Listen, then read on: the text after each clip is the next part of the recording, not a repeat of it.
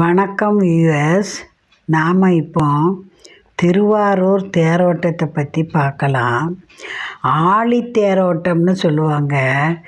ஏன்னா இந்த தேரும் அழகு, இதை காண வர கூட்டமும் கடல் போல் இருக்குமா. அதனால தான் திருவாரூர் ஆழி தேரோட்டம்னு சொல்லுவாங்க. திருவாரூரை சுற்றி உள்ள கிராமத்தில் உள்ள மொத்த ஜனங்களும் இங்கே கூடிடுவாங்க. 1991 நடந்தது. அப்புறம் இப்போ 10 ஆண்டுகளுக்கு அப்புறம் இப்போ நடக்குது.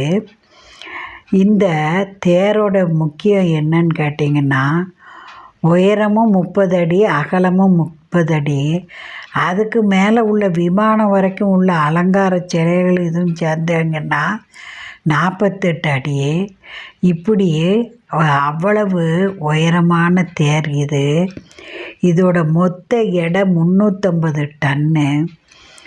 இதில் இந்த தேரை தாங்கும் இரும்பு அச்சுக்களுடைய நீளம் 9 அடி, அகலம் அந்த கம்பியோடைய அகலம் 1.5 அடி. அவ்வளவு அகலம் கொண்ட அந்த இரும்பு அச்சுகள் தான் அந்த தேரை தாங்குது. அந்த தேரை உருட்டும் சக்கரங்களும் 9 அடி விட்டமும் 1.5 அடி அகலமும் கொண்ட அவ்வளவு பெரிய ராட்சத சக்கரங்கள். இந்த தேரை இழுக்கும் வட கயிறு 425 அடி நீளம். அந்த கயிறுடைய அகலம் 1.25 அடி. பார்த்துக்கோங்க. இந்த கயிறுகளை அத்தனை மனித கரங்கள் தூக்கி இழுக்கும்போது தேர் அவ்வளவு அழகாக அசைஞ்சு வரும்.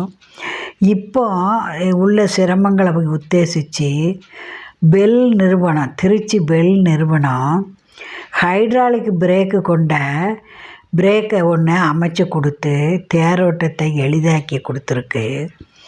இந்த தேரோட்டம் ஆதி காலத்தில் ஏன் அமைச்சாங்கன்னு கேட்டிங்கன்னா, ஒரு பழமொழியே உண்டு, ஊர் கூடி தேர் இழுத்ததுன்னு.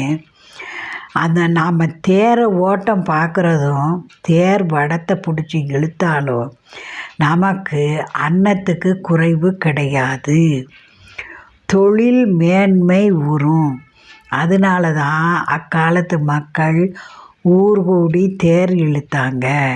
அன்னைக்கு விவசாயமும் தொழிலும் எப்படி பெருகி இருந்தது, விலைவாசி எப்படி மலிஞ்சிருந்தது.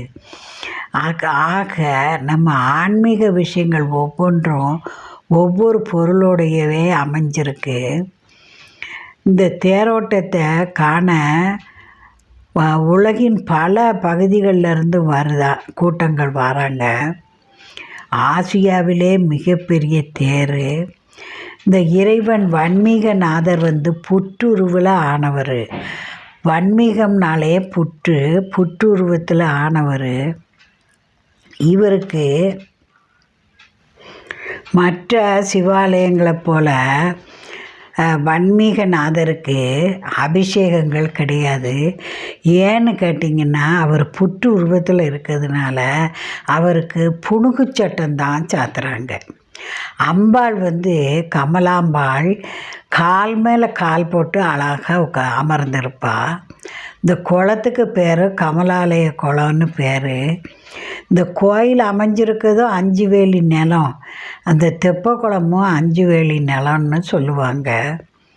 இவ்வளவு சிறப்புமிக்க இந்த திருவாரூர் கோயிலை ஒரு முறையேனும் பார்த்து புண்ணியம் தேடணும். இதை பொறுமையோடு கேட்ட அருமைக்கு நன்றி, வணக்கம். மறக்காமல் மீனூஸ் கார்னரை சப்ஸ்கிரைப் பண்ணி பாருங்கள். மீண்டும் சந்திப்போம்.